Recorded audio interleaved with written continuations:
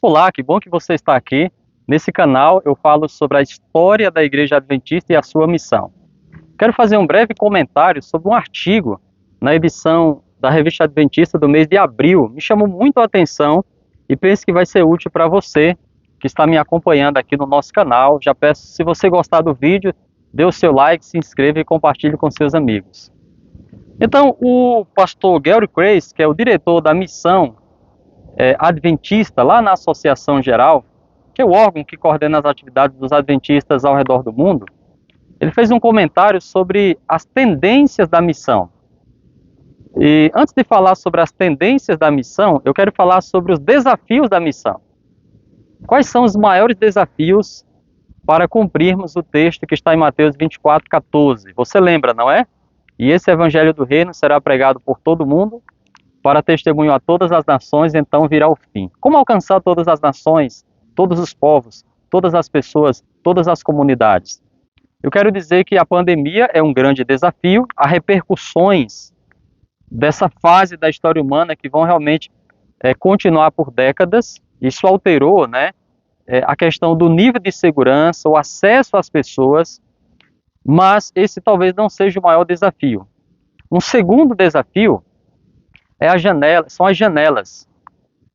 Você conhece a janela 1040, que é a mais famosa, os missiólogos têm falado sobre ela há décadas. Lá estão concentradas as populações mais difíceis de alcançar, porque a maioria delas são muçulmanas ou participam de religiões como o budismo, e infelizmente a presença cristã é insignificante, e a adventista menos ainda. Mas há uma terceira janela que tem sido divulgada recentemente, que é a janela verde. Estamos aqui no estado do Amapá, eu estou em Macapá, que é a capital do centro do mundo, e atrás está o rio Amazonas.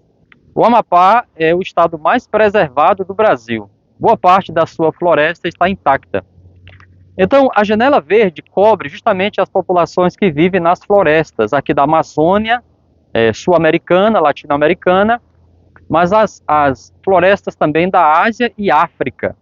E as populações que moram nesses recantos verdes do mundo são indígenas, são povos tradicionais, são tribos africanas que têm uma cultura própria, tem muitas vezes um senso, né, de comunidade diferente da sociedade ocidental regular, e isso dificulta o acesso, né, tanto pelo aspecto cultural, como pelo aspecto geográfico e também a outras limitações. Então essa é a terceira janela, né? E o Gary Crace, ele menciona agora um outro desafio, que é justamente esse trânsito das pessoas do campo às cidades. Em 2009, segundo os pesquisadores, o centro de gravidade demográfica do mundo mudou para sempre, porque a maior parte das pessoas, mais de 50%, passaram a morar nas cidades. Então, as cidades hoje, elas cobrem apenas 3% da terra. As cidades construídas, médias, pequenas, grandes, mas elas afetam o mundo inteiro. Então, a influência hoje já não é o campo, mas são as cidades. Então, nesse aspecto, ele cita um exemplo, por exemplo, da região entre a cidade de Boston e a capital dos Estados Unidos, Washington, D.C. Então, nessa pequena faixa de terra, há elementos, né, que causam ou provocam, né, mudanças globais, tendências globais e uma influência global.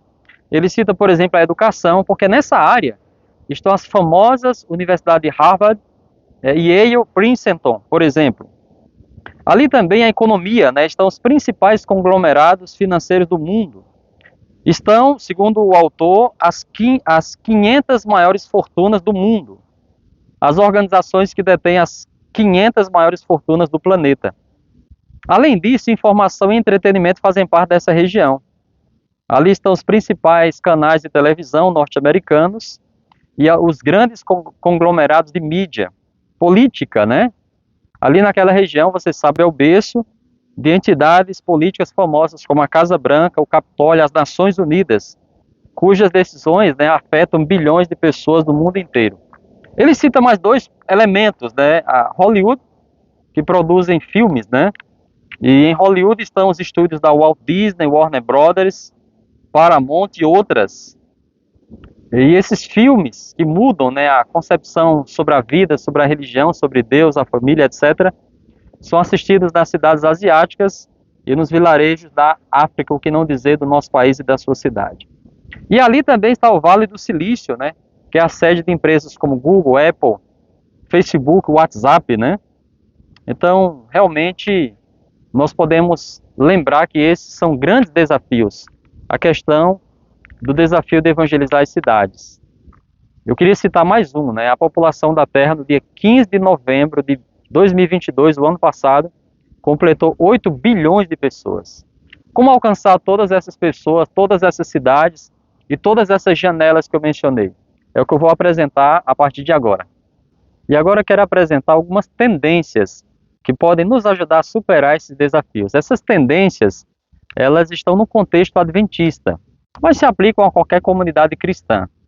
Então, diante desses desafios demográficos e outros que eu apresentei para vocês, eu vou apresentar 6 tendências. 5 são do autor do artigo e uma é nossa. Primeira, né, profissão como missão. Você lembra qual era a profissão de Paulo? Ele fazia tendas, construía tendas e autofinanciava o seu ministério. Então cresce coletivamente no cristianismo a consciência que nós precisamos usar o nosso estilo de vida e a nossa profissão para evangelizar, para influenciar a sociedade, né? Jesus falou que o evangelho é como fermento na massa, né? Então nós precisamos usar a nossa própria atividade diária para partilhar o evangelho. As Nações Unidas, elas criaram um conceito de cidade de 15 minutos. Ou seja, as pessoas elas teriam acesso, né, aos serviços básicos a 15 minutos de onde estão. E o autor, então, ele menciona o seguinte: o objetivo seria ter uma igreja, um centro urbano de influência ou um negócio adventista engajado na missão em um raio de 15 minutos. Então, nós precisamos pensar acerca disso, tanto de maneira individual, usar a nossa empresa, o nosso negócio, o nosso serviço à disposição da missão, mas também a própria obra, ampliar o alcance das grandes cidades através de centros de influência que possam atender a comunidade. Segunda tendência de missão, missão abrangente. O que é isso? É o evangelho bíblico, teológico e o evangelho social. Nós não podemos desassociar, né, a pregação do evangelho do atendimento às pessoas. Ele menciona que esse conceito é parte de nosso fundamento como adventistas do sétimo dia. O pecado, ele alterou a imagem de Deus no homem e nós precisamos restaurar essa imagem. Então, nós precisamos oferecer um evangelho holístico, completo, integral, restaurando, né, as pessoas de maneira espiritual, física e mental, procurando também atendê-las em suas necessidades sociais e também emocionais, ok? Terceira tendência, missionários nativos. Cada vez mais os adventistas em várias regiões do mundo estão assumindo a responsabilidade pela missão em seu país natal. Um missionário nativo é alguém que nasceu no lugar que vai evangelizar. Então nós recebemos muitos missionários estrangeiros aqui na Amazônia e em outros lugares do Brasil e do mundo.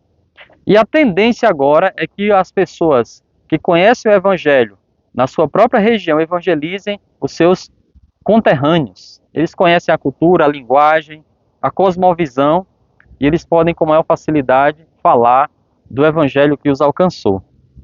Então, os missionários vão continuar viajando o mundo, mas normalmente para capacitar os nativos. Essa é a dica para você também. Quarta tendência, missionários do Centro-Sul Global. A Igreja Adventista ela tem 89% dos membros agora no Cone Sul. Então, do centro do mundo para baixo. Então, essa região das Américas, da Europa, não tem muitos membros da igreja como antes, como havia no início da obra. Então, há vários anos, há cerca de 15 anos, a gente vê o crescimento da igreja no sul, nas Américas, no sul da África, ok? E em várias outras regiões. Então, para você ter uma ideia, se a igreja adventista fosse uma vila com 100 membros, o ex-secretário da Associação Geral, Nick Tigre, ele chegou a dizer que 89 dessas pessoas viriam da África, Ásia, América do Sul e Central, e os restantes estariam na América do Norte, Europa, etc. Então, aqueles a quem os missionários abençoaram no passado, agora estão saindo cada vez mais para abençoar os outros. E o nosso país tem se tornado um berço de missionários para o mundo. Essa tendência tende a crescer. Quinta tendência, crescimento da população secular e pós-cristã. No Reino Unido, né, no censo britânico recente de 2021, 46,2% das pessoas assinaram a opção cristã. Ou seja, infelizmente, né, está praticamente 50% de cada lado. A Inglaterra e outros países da Europa já têm a metade da população não cristã, se declarando não cristã ou sem compromisso com uma denominação em especial. Nos Estados Unidos, por exemplo, espera-se que até 2050 os sem religião sejam maiores em número do que os cristãos. Essa é a parcela da população brasileira que mais cresce também. No último censo, eles chegaram a quase 15%. E a tendência é que as pessoas sem religião, que inclui agnósticos, ateus, cheguem a 30% no censo atual que foi realizado recentemente. Então, essas tendências, elas demonstram que precisamos realmente investir no nosso estilo de vida como meio de evangelizar. Nós precisamos realizar uma missão completa e abrangente. Nós precisamos investir na formação de missionários nativos. Nós precisamos compreender que a força do Adventismo hoje é o hemisfério sul. Nós precisamos também notar que há um avanço do mundo pós-cristão e sem religião e precisamos tomar medidas, né, para influenciar a sociedade com a mensagem cristã. Eu termino com a mensagem que está em 1 Crônicas 12:32. Né? A Bíblia diz que os filhos de Issacar sabiam discernir o tempo, conheciam as épocas e as estações. Através do artigo do Gero Kreis, eu acrescentaria mais uma tendência de missão, que é o evangelismo online. É quase chover no molhado. Mas, amigos, a Igreja Adventista hoje tem grandes projetos. Eu quero desafiar você a concentrar seus esforços com os alunos da TV Novo Tempo. Nós temos ali um número muito grande de pessoas estudando a Bíblia e a igreja local e o próprio campo precisam criar projetos e mecanismos para alcançar esses alunos.